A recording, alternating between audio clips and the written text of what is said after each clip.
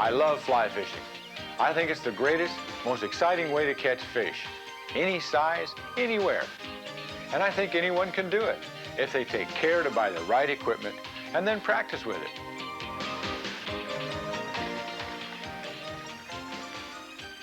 Hi, I'm Bob Gard. With this program, I'm going to show you the quickest, fastest way to learn fly fishing so that you can derive the greatest amount of satisfaction from a fantastic sport.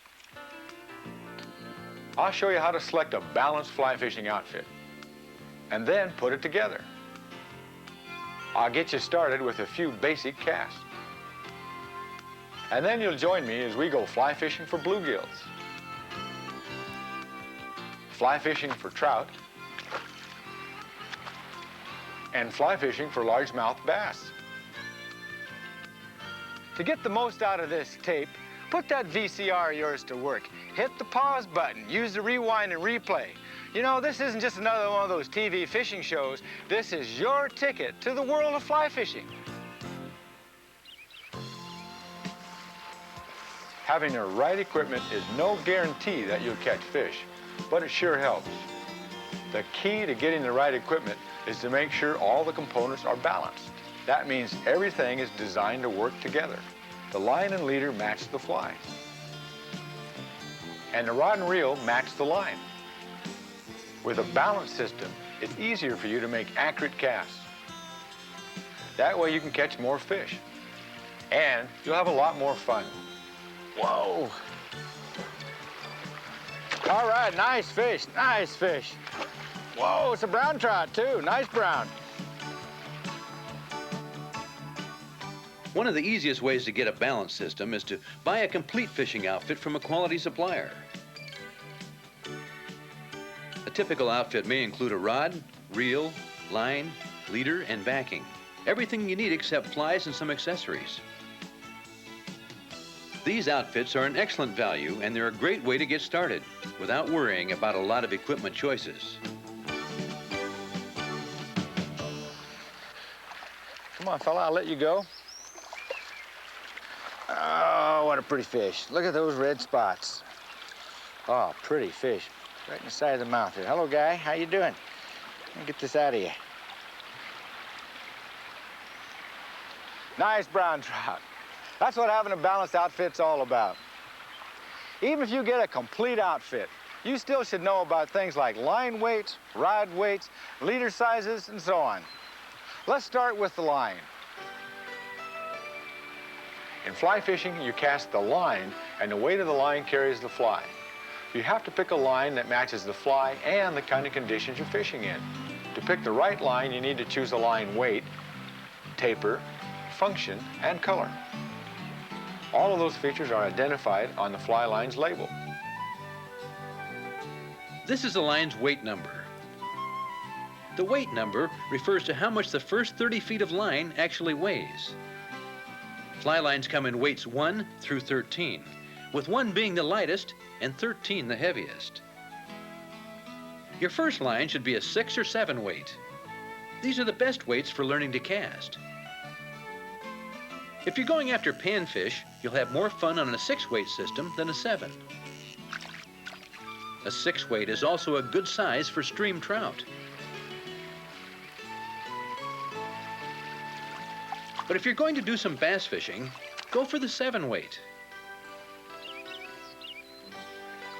A 7-weight also has the power you need for longer casts in windy conditions, typical of large western trout streams. After picking a line weight, you need to choose a taper. Your first line should be a weight-forward taper. On the label, that's abbreviated WF. When fish are feeding on or near the surface, you should use a floating fly line. It's the easiest line to use, and it's the one you'll be using most often. But many times fish are feeding at different levels below the surface, and a floating line might not get your fly deep enough. Then you should use a floating sinking line. The tip sinks, taking the fly down to the feeding level of the fish. The rest of the line floats, making it easier to pick up and cast. So your first fly line should be a 6 or 7 weight-forward floating line. Your second line should be a floating sinking line with a 10-foot fast sinking tip, the same weight as your floating line. And you'll want an extra spool and backing for that second line. Finally, what about line color? If you can see your line, it'll make both casting and fishing easier. So pick a bright line, like orange, yellow, or white. Once you've picked your line weight, it's easy to pick a rod. Just make sure it matches the line weight you've chosen. The label on a fly rod shows the weight of the line it's designed to handle, like a 6-weight rod for a 6-weight line. Some rods are designed to handle 2 line weights, like a 6-7-weight rod. A 6 or 7-weight fly rod should be between 8 and 9 feet long. With today's technology, graphite is definitely the best choice for a first rod. It gives you the most performance for your money. Pick a reel the same way you pick a rod. It should match your fly line. Most reels are designed to hold a specific range of lines plus backing. For example, a 4-5-6 reel or a 7-8 reel. There's one more part to a balanced system. That's the tapered leader with its tippet. This section of clear monofilament line makes the fly look like it's floating or swimming naturally. Like your fly line, the leader should be tapered from a thick butt section that ties onto the fly line down to a thin tippet that ties onto the fly. You can buy tapered leaders in a wide variety of sizes and lengths. The X number tells you the diameter of the tippet section. The higher the X number, the thinner the tippet. The smaller the fly, the thinner the tippet you should use. For trout, you'll frequently use flies in the 12 to 16 size range. The size number refers to how big the hook is. A 4X leader matches those flies. And for trout, you'll probably want to use a 9-foot leader. Panfish flies are usually bigger than trout flies, so a 3X leader works well with them.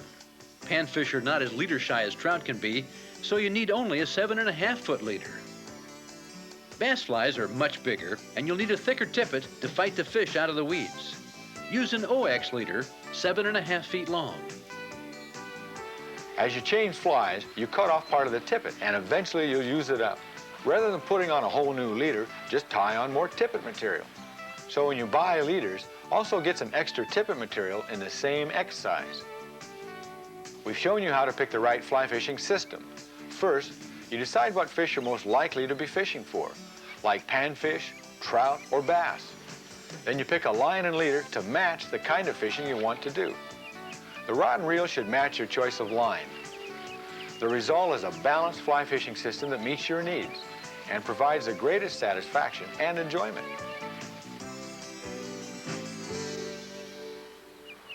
Now that you've got all the pieces, let's put them together. You may want to do this in front of your TV, pausing and rewinding the tape as we go along. First, let's set up the reel. Most reels come from the factory set up for right-hand cranking. For anglers like Bob, that's fine. He prefers to cast with his right hand, his dominant hand. Then he switches the rod over so he can also crank the reel with his right hand. Many other anglers like to cast with their dominant hand and crank the reel with the other. That way they don't have to switch hands. At 3M Scientific Anglers, we highly recommend learning to cast this way, but you should do whatever feels comfortable to you. To switch the reel to left-hand cranking, you'll have to change the internal drag. Each brand's a little different, so follow the instructions that come with the reel. After you've set up the reel the way you want it, slip it onto the reel seat on the rod. Make sure you have the reel handle on the side that you want to crank. Then tighten it firmly, but not too tight. You'll want to take the reel off for storage or travel. This is how the reel will look after you've filled it with line and backing. Fill it with enough backing so that the line comes up to within 1/4 inch of the rim of the spool. Now here's how you put on the backing. You should have a 100-yard spool of 20-pound test Dacron backing. It'll be easier to tie the backing on the spool if you take it out of the reel first. Thread the backing through the stripping guide. That's the guide closest to the reel. Then thread the backing through the reel. Watch where you thread the backing through. Wrap the backing around the spool the same way it will wind on when you crank the reel. To secure it, tie one overhand knot in the tag end of the backing. Tie another overhand knot around the backing that goes to the stripping guide. Pull the tag end knot tight first. Then tighten the other knot. Give the backing a firm, smooth pull to snug the knot against the arbor or axle of the spool. Then put the spool back on the reel. Make sure you don't get the backing caught in the reel when you put the spool on. Use your thumb and finger to keep some tension on the backing as you wind it on. Move it back and forth so the backing winds on in even layers. You can put the spool of backing on an unsharpened pencil held between your knees. The instructions that come with your reel should tell you how much backing to put on. In many cases, you'll be able to use the whole 100-yard spool. Now when you wind on the fly line, make sure you tie the end labeled "this end to reel" to the backing. If you get a weight forward line turned around, you simply won't be able to cast it. Thread the line through the stripping guide. If your line comes in loose coils, put it over a rolled up magazine or newspaper. That will keep the line from tangling as you wind it on the reel. Now for your first real fly fishing knot, the nail knot for tying the backing to your fly line. You'll need a small tube to tie this knot. You could cut off about 1 inch of the ink tube in a ballpoint pen. Even a little swizzle stick will work. We're going to use a rope kit so you can see how to tie this knot. The blue rope is the fly line, and the white rope is the backing. Hold the tube and the backing about 1 inch from the end of the fly line. Leave yourself a tag end of about 6 to 8 inches of backing to work with. Take the tag end of the backing and wrap it around the fly line, the tube, and the backing that goes to the reel. Wrap it snugly and keep it tight with your thumb and forefinger. Wrap it around 5 times from left to right, keeping the wraps snug and even. Don't put the wraps over each other. Then put the tag end of the backing through the tube. And with your thumb and forefinger pinching the wraps, carefully pull out the tube. Then alternately pull on the tag end of the backing and the backing that goes to the reel. That will tighten up the knot. Test the knot by pulling firmly on the backing and the fly line. Trim off the tag ends as close as you can. That'll let the knot slip cleanly through the guides.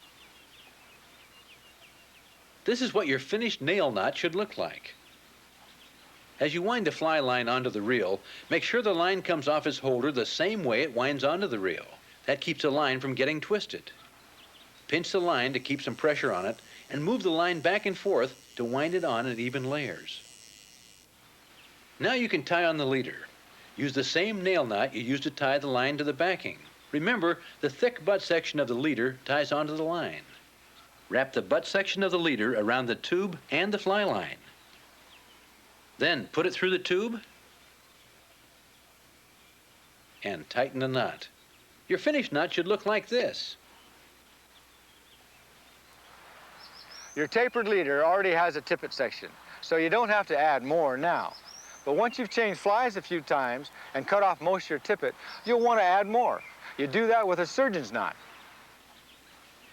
Take a 24 to 30-inch piece of tippet and overlap about 6 inches of it with the leader. Make a loop with the 2 pieces and pinch it together with your fingers. Bring the tippet and leader back through the loop just like tying an overhand knot. Then bring them back through the loop again. Make sure the loops are equal in size. Then pull the leader and tippet on either side of the knot to tighten it. Trim the tag ends and you've got a surgeon's knot. Before tightening the surgeon's knot, you should wet it to reduce friction. Friction causes heat, which weakens the line and causes the knot to break. You should wet all monofilament knots. While we're on the subject of tying knots, we'll show you the improved clinch knot for tying your fly to your tippet. Thread about 3 to 4 inches of tippet through the eye of the hook. As you get better with this knot, try to use less and less tippet. That'll make the tippet on your leader last longer. Wrap the tag end around the tippet 5 times. Put the tag end back through the loop next to the hook eye, but not through the hook eye itself. Then, thread the tag end through the bigger loop you've just made. Hold the tag end stationary over the back of the fly, then pull in the tippet to tighten the knot. Again, Wet the knot before you pull it tight. Trim the tag end as close as you can. This is the knot you'll use most often while fishing. Learn to tie it well, because there's nothing as frustrating as losing a good fish to a bad knot. Now let's put the rod sections together. Slide the tip ferrule over the butt section with the guides offset. Then, keeping your hands close to the ferrules, twist the sections together firmly until the guides line up. To string up the rod, strip the leader and about 10 feet of line from the reel. Now don't make the mistake of threading the line through the hook keeper. That's for holding your fly. Put the butt of the rod on the ground, but don't let dirt or sand get in your reel. If you double the line over when you thread it, the line can't fall back through the guides if you let go. Make sure you go through each guide and don't wrap the line around the rod. Now pull the leader and tip it out and tie on a fly.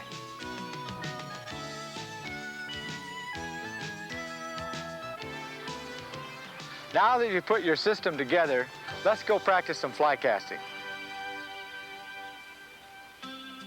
To practice fly casting, you'll need an open area about 80 feet long by 30 feet wide. A smooth cut lawn at a school or park makes a good practice field. For practicing, you should have a 7.5-foot leader on your line with a bright piece of yarn tied on for a practice fly. Wear sunglasses to protect your eyes when you're casting, even when you're practicing with a yarn fly. Before we get into casting, there's one basic term you should know, and that's called the loop. The loop is the shape the line takes as you make a cast. A well-formed loop looks like a candy cane and is usually about 2 to 4 feet wide. To get a well-formed loop and make a good cast, you have to learn the basic casting stroke. Don't try casting the line right away. Use just the butt of the rod and concentrate on the hand and arm movements. Point your thumb toward the tip of the rod and grip it firmly. Now here's the basic casting motion for getting a good loop. It's the foundation for all the casting techniques you'll learn later. Let's take a closer look at each part of this movement. Start with your arm forward, about shoulder high. Your hand and wrist should be rotated forward. Draw your arm straight back, parallel to the ground. Your hand and wrist start rotating back slowly. It's a slow motion. You don't apply any power to the cast here. When your hand is a few inches from your shoulder, you smoothly but quickly rotate your hand and wrist back. This is where you apply the power of the cast. At the end of the casting motion, you let your hand and wrist drift back a little. Then drive your arm straight ahead, parallel to the ground. As you do, let your hand and wrist drift forward. Use a quick, smooth wrist action to power the cast. Then let your hand and wrist drift forward. As you're practicing, concentrate on making a quick, smooth wrist motion. But don't exaggerate it. It's a tight, controlled movement over a fairly small angle. Now let's see the basic casting stroke from the opposite side. Imagine you're standing next to a big clock. As you begin moving your arm back, the rod drifts up to the 11 o'clock position. Then you apply the power with that slight wrist motion, quickly and smoothly flipping the rod back to 1 o'clock. Don't power the rod back any further. Just let it drift down a little bit as you finish the basic casting motion. Then drift the rod up to 1 o'clock as you begin the forward stroke. Power it to 11 with a quick, controlled wrist motion. Don't push it any further. Finish the motion by letting the rod drift down a little in front of you. Keep the power of your cast between 11 and 1 on the clock. We recommend that you rewind this tape and review the basic casting stroke several times. Practice it until it becomes easy and natural to you. It's the key to learning how to cast. Now let's try casting the line. When you're fly fishing, you actually make 2 separate casts. A back cast and a front cast. You may find it easier to learn them separately and then put them together. To begin, strip enough line off the reel so you can pull about 30 feet out past the tip of the rod. You don't need any more right now. In fact, most of the time, you'll be casting to fish 30 feet away or less. Walk away with the line until it's straight out from the rod. Stand with your feet about shoulder distance apart. You want to be at a 45-degree angle to the line. Then you can watch the line as it goes behind you when you're practicing. With your line hand, hold the line tightly at about waist level. Tilt the rod away from you slightly when you cast. That keeps the line from hitting the rod or you. To make a back cast, hold the rod straight out. Slowly drift the rod up to the 11 o'clock position. Then use your arm in that short controlled wrist motion to power the rod back to 1 o'clock. As the line falls back, you can let the rod drift down a little with the line. Use a similar motion to make the front cast. Slowly drift the rod up to 1 o'clock. Use smooth, even power to drive the rod forward to 11 o'clock. Now let the rod tip drift down with the line. Turn your head as you make the back cast and watch the line. The line should form a loop and then lay out straight behind you. In this demonstration, Bob's been pausing briefly at the end of his power stroke. That shows you where the power ends and the drift begins. He's also been using a long, exaggerated arm movement that shows each element of the basic casting motion.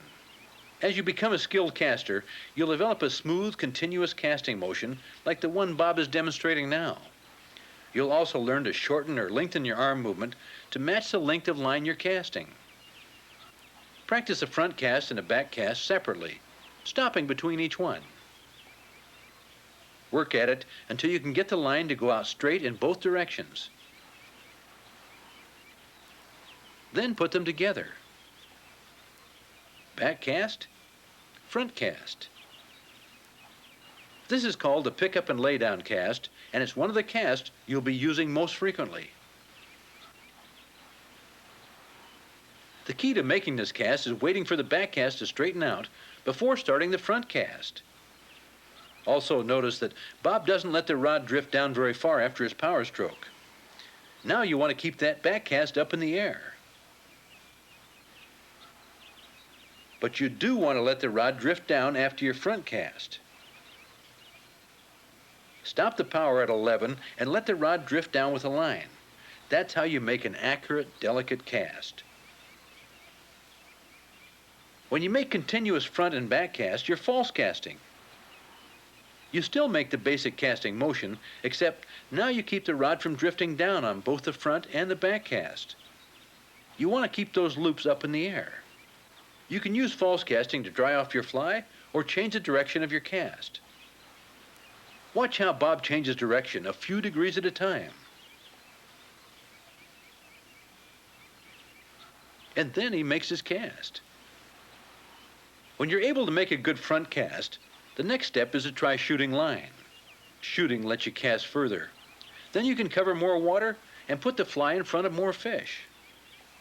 For shooting, you need to have a few extra yards of slack line between the reel and the stripping guide.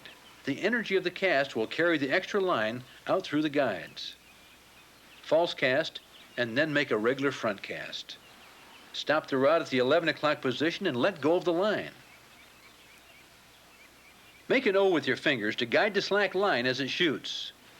You can shoot any fly line, but the weight forward taper is best for shooting. When you learn the basic casting motion, you're ready to go out and try a little fly fishing. But there's one more skill you need to become a good fly caster. We'll show you how to identify and correct the most common problems that beginners face.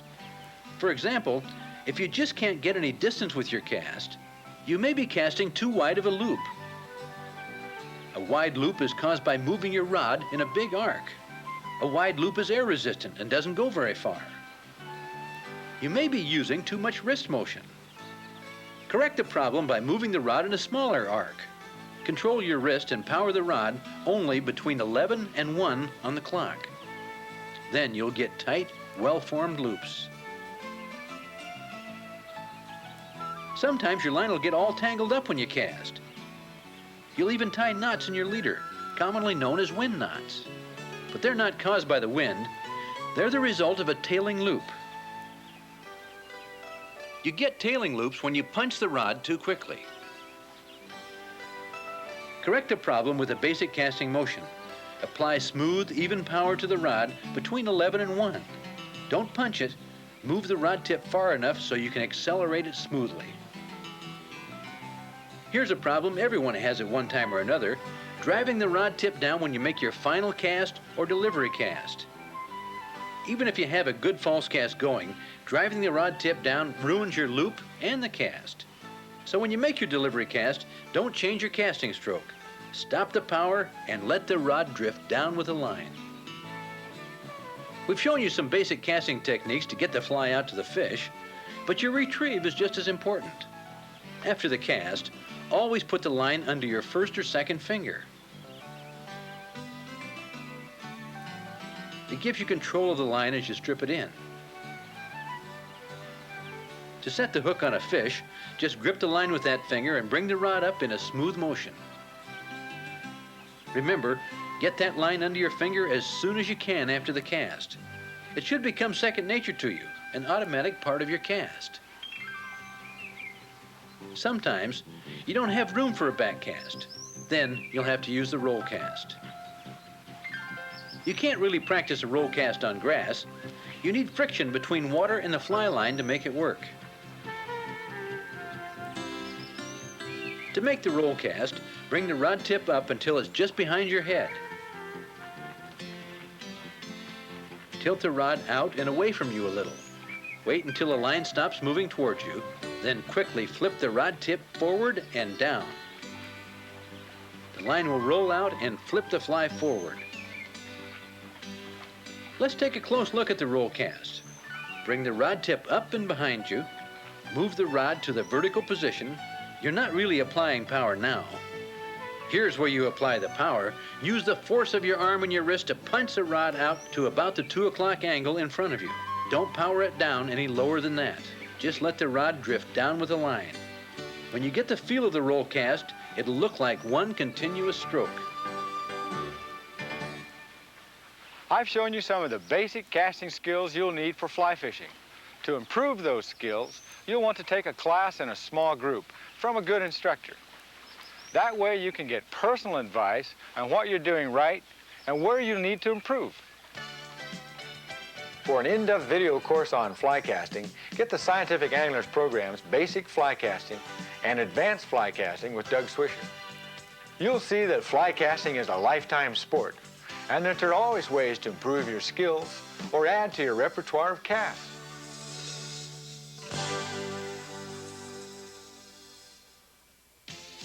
Bluegills are one of the most available and enjoyable fish you can catch on a fly rod. But to catch bluegills or any kind of fish, you need to understand the basics. Let Bob Gard get you off to a good start with a formula for successful fishing. It's often said that 10% of the anglers catch 90% of the fish. Basically, that's true, because most people don't know the formula for successful fishing. It's really not that complicated. 1, you've got to find locations where fish live and feed. 2, you need to understand fish behavior, especially what they eat and how they eat it. And 3, you must be able to make the right presentation to catch fish. That includes selecting the right fly and making a cast that gets the fly to where the fish are feeding. Location plus behavior plus presentation. It's a proven formula you can use to catch any kind of fish. Let's use it and go fly fishing for bluegills. To catch bluegills, look for a location like this. Shallow water, about 10 feet deep or less, with lots of plant growth, like those lily pads out there. Or weed beds like this, with plants growing up to the surface. Weed beds with pockets of open water next to them are great. That's because you'll often catch fish on the edges between cover and open water. Bluegills use shallow, weedy locations like this because they can find plenty of food and cover here. Bluegills feed on aquatic insects like mayflies and damselflies, both the adults and the nymphs. They also eat terrestrial insects that fall in or blow in from the shore. And bigger bluegills will eat smaller fish, like minnows and even their own fry. Bluegills use weeds as cover to hide from bigger fish that feed on them. But weeds aren't the only kind of cover they use. Cover can also be the shade created by a dock on a sunny day. Or it can be the branches of a tree that's fallen in the water. Or a brushy shoreline. But when bluegills spawn, adults come into very shallow water to build their nests. Bluegills usually spawn in the spring. The heat of the sun hatches the eggs. After you've picked a good location, think about how the bluegills are behaving. And when you're fly fishing, the behavior you're most interested in is their feeding level. When bluegills are feeding actively, they'll often take food floating on the surface. At other times, they may be feeding just below the surface, but they won't strike at something floating on the top. Sometimes, weather conditions will force the fish deep into cover. They may strike if you can put a slow-moving fly right in front of them, but it's a tough fishing situation. Your fly has to get to the feeding level of the fish, so you should have a variety of floating and sinking flies. These flies imitate the kinds of things that bluegills eat. These small poppers float on the surface, and these water crickets absorb water so they'll sink slowly. Bluegills will also take trout flies, a floating dry fly like a royal wolf, and small nymphs that sink below the surface. Now the big question is, which fly should you use first? Right now there aren't any fish feeding on the surface, but they might be active enough to take a floating fly if they see one. I like to start fishing with surface flies like this popper. It's the fastest, easiest, and most fun way to find out if there are any active fish in this location. I'm using a 6-weight system with a weight-forward line. The leader is 7.5 feet long, tapered to 3X. I'm tying on the fly with an improved clinch knot. Use pliers to pinch down the barb of the hook. Do it carefully so you don't bend the hook itself or break the point. With the barb off, it's easier to get the hook out and release the fish unharmed. For safety's sake, you should always wear a hat and sunglasses to protect your eyes while casting. A good pair of polarized sunglasses takes the glare off the water and helps you see the fish. Now let's see if the fish will go for that popper. Here's how you get started. Strip about 30 feet of line off the reel. Then move the rod tip back and forth just above the water, feeding the line out with your hand. Make a roll cast to straighten the line. Then a pick up and lay down cast. Don't just cast randomly. Concentrate and pick a target. You may not always hit it, but that's the way to improve your casting skills. In a situation like this, where you have an area of cover next to open water, try to put your fly right next to or just inside the cover. That's where the fish are probably feeding. As you can see from this angle, there's another weed bed just outside the lily pads. That kind of cover can hold bluegills too, so you want to retrieve your fly over it. After you make the cast, put the rod tip right down near the water. If you have the rod tip up, the line will move and pull your fly out of position. Then take in the slack line. Remember, keep the line over your fingers so you can set the hook if a fish strikes. To retrieve the fly, let it sit until the ripples have gone away. Then, strip the line in a few inches at a time. That action may get a fish's attention and provoke a strike. Strip the line and pause. Strip and pause. Vary the speed and timing of your retrieve. Sometimes a fast retrieve catches fish, sometimes it takes a slow retrieve. After you've retrieved the fly a few feet away from the cover, make a cast to another target. You want to cover the water. In this case, that means putting a cast every foot or so along the edge of the lily pads. You're using the fly to search for active fish. Keep on casting until you've covered the entire target area.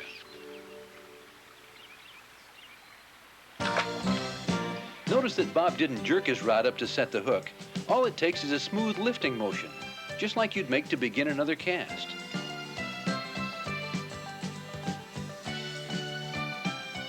Keep the rod tip up.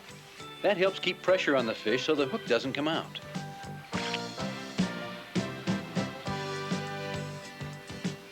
Before you land the fish, get your hand wet.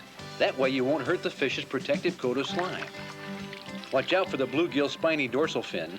To avoid getting spiked, push the fin down and grasp the fish gently.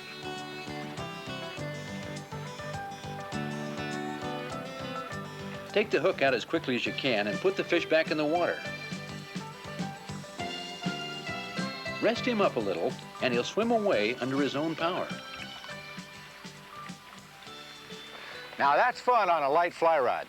That fish really attacked this surface popper. But what if he hadn't? What if I'd covered this entire location and didn't get a single strike? What would you do next?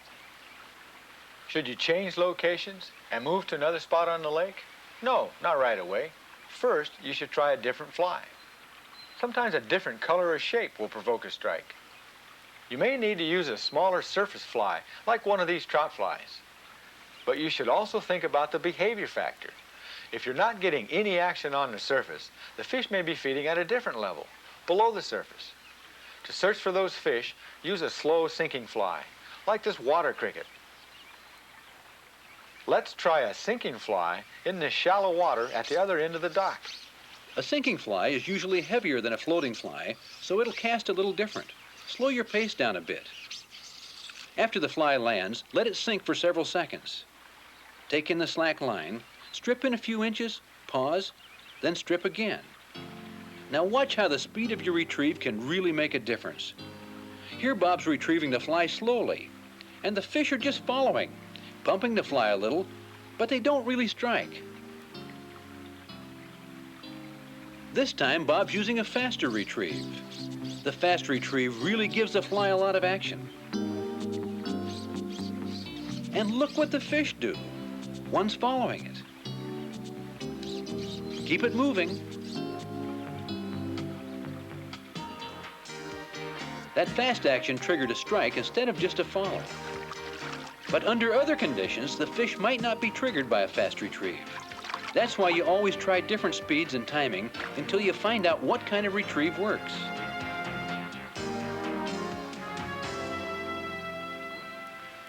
This sinking water cricket got to the feeding level of the fish, and the fast retrieve made the fish hit. But what if I'd fished this fly for 15 minutes or so and didn't get a strike? Then I'd change my presentation again. You might change from a floating line to a wet tip line, so you could present the fly at a deeper feeding level. A nymph would be a good pattern to use with that wet tip line. Or it may be time to try a different location. Look for a different kind of cover than your first location. For example, a spot that has more shade, more brush, or deeper water. Or you might just have to wait. When fishing slows down in the middle of the day, it often picks up again in the evening or the next morning. The main thing to remember is be flexible. If you're not catching fish, do something different. And when you make a change, think about your formula for success. Think about location. Find the spot that has good cover for bluegills. Remember to fish the edges between cover and open water. Think about behavior. Start with a surface fly and then go deeper and deeper until you find the feeding level of the fish. Think about presentation. If you aren't catching fish, change flies. Try a different size, shape, or color. Vary the speed and timing of your retrieve. Catching bluegills is a great way to learn the basics of fly fishing. And when you're able to consistently catch bluegills, you'll be ready to go after bigger and more challenging fish.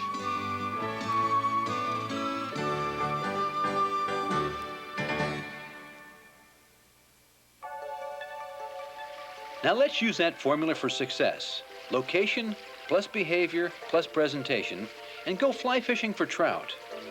In a stream, you'll find trout in very specific locations called lies. Lies are often created by obstructions in the water, like rocks or fallen trees. Trout hold in lies to get out of the current. The slow-moving water in a lie lets the trout conserve its energy. Trout feed in lies because the fast water brings food to them like a conveyor belt. Can you find the lies in this part of the stream? There may be one or more trout holding and feeding in each one of these spots. As with bluegills, the trout's feeding level is its most important behavior. Sometimes they'll be taking insects off the surface, like mayflies, caddisflies, stoneflies, and terrestrial insects like beetles. At other times, they'll be feeding at levels below the surface. They'll be feeding on nymphs, scuds, sculpins, and other aquatic creatures. To get started in trout fishing, you need only 4 different types of flies. The key is to pick good patterns and then have a range of sizes. The Adams is a dry fly that imitates floating insects. 10 to 16 is a good size range to have on hand. The woolly worm is fished beneath the surface. Get this pattern in a couple of colors, size 6 to 12. The hare's ear is a classic nymph pattern. It represents a variety of underwater insects. Have a range of sizes, 6 to 18. The muddler is one of the most popular streamer patterns for imitating minnows. You can also fish it dry to imitate a grasshopper. Get a selection from size 4 down to size 12. In trout fishing, there are 2 basic presentations you can make, either upstream or downstream. Bob will show you how and when to use them. To fish for trout, Bob is using a 6-weight system with a weight-forward line, and he's using a 9-foot 4X tapered leader. When you're learning how to use a dry fly to catch trout, you should start with the upstream presentation. That's because it's the easiest way to get a drag-free float. This is drag. It occurs when the fly doesn't float along with the current. Trout will usually reject a dragging fly because it doesn't look natural. When you cast upstream, your fly and fly line all float back to you at the same speed, so the fly doesn't drag. It floats naturally, so the trout are more likely to strike. Here's how to make that upstream presentation with an Adams dry fly. First, always treat your dry flies with floating. That helps them to float high on the surface like a natural insect. Then pick an area that has plenty of lies for trout and wade in downstream from there. Step carefully as you wade out. Felt sole boots will help you keep your footing. Neoprene waders will keep you comfortable, even in cold spring water. Then make short casts upstream, 30 feet or less. You don't want a lot of line floating around to put drag on your fly. Try to put the fly upstream from where you think a fish is holding. That will let the fly float down to the trout. You'll have to strip line in as fast as the current carries it back to you. Then shoot the line out on your next cast. You want as little slack line as possible between the fly and the rod tip. That lets you set the hook quickly when a trout strikes. When you've put a few casts through all the areas you can reach comfortably, take 1 or 2 steps forward and do it again. Now you're covering new lies that you didn't reach before. If the trout aren't hitting dry flies, put on a strike indicator and fish upstream with the nymph. This strike indicator is a short, hollow piece of floating fly line. It slides on over your tippet before you tie on the fly. To make the strike indicator stay in place, slide it over a knot in your leader. You should have about 3 to 4 feet of tippet between the fly and the indicator, or about twice the depth of the water you're fishing. You make the same kind of cast you made with the dry fly, casting upstream to areas like this riffle. The riffle is created by boulders on a stream bottom, obstructions that create lies for trout. Strip in the line as it floats back to you. Watch the indicator. Any hesitation or sideways movement means that a trout may have taken the nymph, and you should set the hook. Most of the time, the trout's food floats or drifts with the current. The upstream presentation lets you present a fly in a similar manner. But sometimes the trout's food doesn't just drift, like this sculpin swimming along the bottom. To imitate minnows and other swimming creatures that trout eat, make your presentations downstream. You can use the downstream presentation with wet flies, like the muddler or woolly worm. Let's start with a woolly worm. Simply cast across stream and let the fly and line drift downstream. Follow the line with the rod tip until it is straight downstream from you. Then take 1 step downstream and cast again. The downstream presentation is great for covering broad sections of a stream. You don't have to retrieve the line, just let it drift. Or you can add a little motion with the rod tip. If you're using a muddler minnow, That motion makes the fly dart around like a real minnow. We've covered this part of the stream pretty well. Let's try a dry fly again in a different section. That undercut bank is a great lie. The current next to the bank is slow. The faster water brings in food, and the undercut gives trout overhead protection from predators. Set the hook with a quick, smooth movement.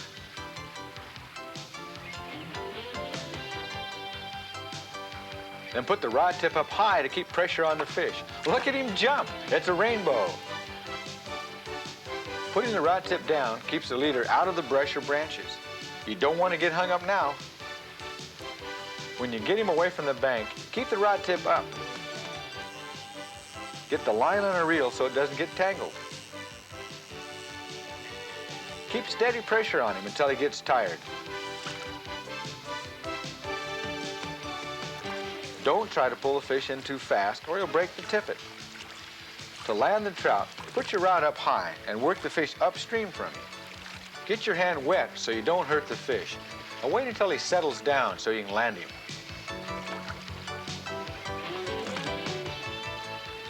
Just grasp him gently. Get the hook out as quick as you can. Taking that barb off the hook really makes this easier. Then hold the fish facing upstream. Don't let him go until he's recovered enough to swim away under his own power.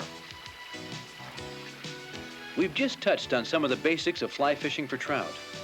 It's enough to get you started, but when you're ready for more in-depth information, take a look at the Scientific Angler's Mastery series of video programs. You'll learn more about finding the best lies and making the right presentations to catch even the most selective trout.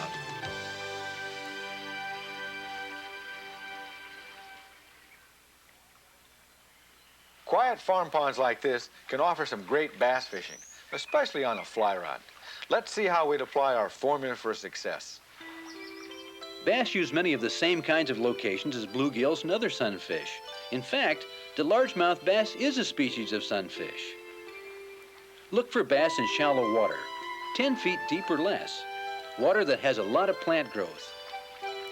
Bass are structure-oriented fish, which means you'll usually find them next to objects in the water, like weeds, logs, branches, rocks, and docks.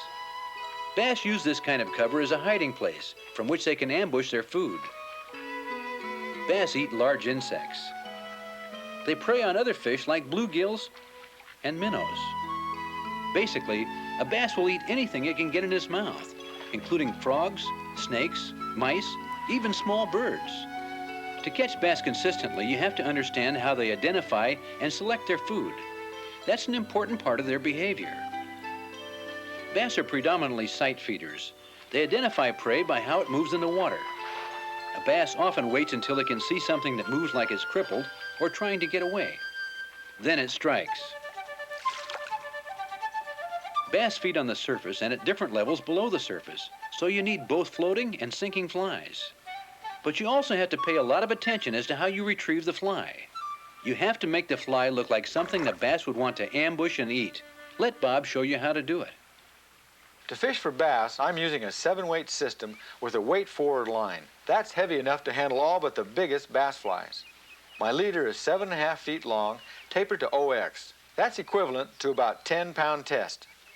This is a typical floating bass fly, a deer hair popper. The monofilament loop is a key feature of a good bass fly. A weed guard. It keeps the hook from getting caught in weeds and branches. That's important because to catch bass, you've got to get your fly right into cover. That's where bass live. I'm going to fish with another bass fly, a hard-bodied popper. The curved lip makes a big plopping splash when you retrieve it, and the rubber legs give it a lifelike action. Those are features that provoke strikes. This is a good bass location. The water is shallow and there's lots of weeds. Concentrate your fishing along edges, like that edge between the lily pads and open water. That's one of the most likely places where a bass will ambush its prey. When you cast a big, air-resistant fly, you've got to slow down your pace a little. Turn around and make sure the back cast straightens out before you start the front cast. After you make the cast, put your rod tip down near the water. Point the rod straight at the fly and take in the slack line. Keep the line under your finger. Now you're ready to set the hook quickly. Let's work on the retrieve. That's the most important part of your presentation to a bass. The first thing you could try is just letting the fly sit. And sit. Be ready to set the hook, because a bass could come up and just blow that bug right out of the water. Then give it a little pop and let it sit some more. Don't move the rod. Strip the line to move the fly. Keep the rod tip down, pointed at the fly, so you're ready to set the hook anytime. You're trying to make the fly look like something that's wounded or crippled. An easy meal for Mr. Bass. I call this the mill and mouse retrieve. It looks like a mouse or small animal swimming. To the bass, it might look like a meal trying to get away. Don't use the same retrieve over and over. Try long strips, then short strips. You're trying to find out what the bass wants. Hold your rod tip up to put pressure on the fish. That keeps the hook in the bass's mouth and helps you get the fish out of the weeds. A hooked bass heads for cover. You probably won't have time to get the line on the reel, so just keep stripping, pulling right in over the weeds if you have to. It's a lot of fun to catch bass with surface flies, but bass often feed at levels below the surface. To reach those fish, you need to use sinking flies, like this rabbit fur fly.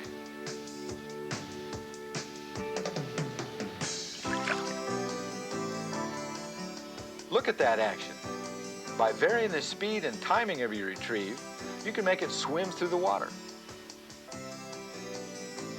or crawl along the bottom. It has a weed guard so you can retrieve it through thick cover. If you don't want to go deeper than 3 or 4 feet, fish a sinking fly with your floating line at 7.5 foot leader. But if you want to fish deeper, and especially if you want to crawl that fly along the bottom, use your wet tip line. You don't need a long leader on a wet tip. Use the nail knot to tie a 3-foot piece of heavy tipping material to the end of the fly line. OX is heavy enough for light cover. The sinking part of your wet tip line pulls the fly down to deeper feeding levels. Even as you strip line to retrieve, the fly stays deep. Because the tip sinks, you may have to make a couple of roll casts to get the line and fly up to the surface. Then you can make a regular straight line cast.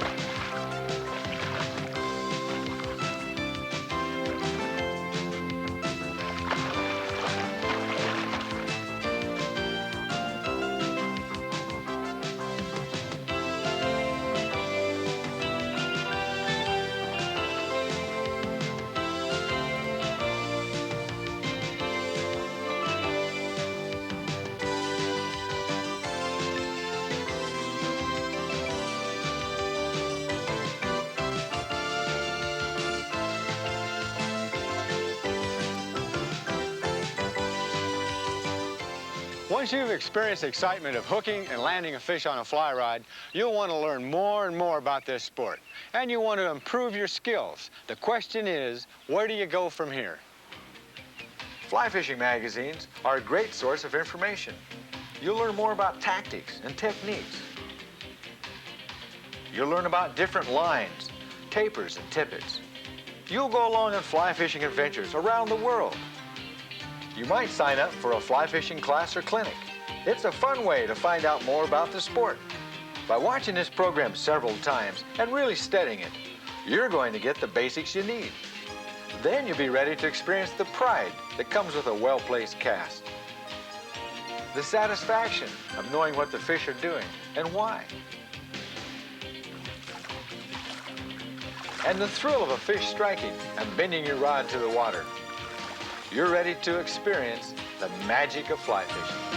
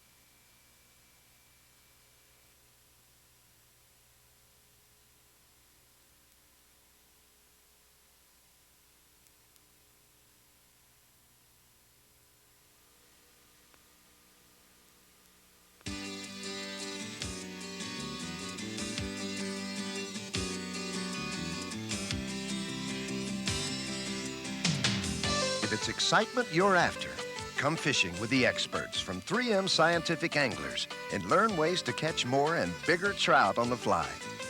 You'll learn where to find trout in a stream and ways to present the right fly with the perfect cast so you can catch the most elusive trout during hatch and non-hatch situations. Plus, there's steelheading for 20-pound rainbows or going for the ultimate saltwater challenge. Let 3M Scientific Anglers bring home the excitement while you learn a lifetime of mastery techniques that will help you become the best fly fisherman you can be.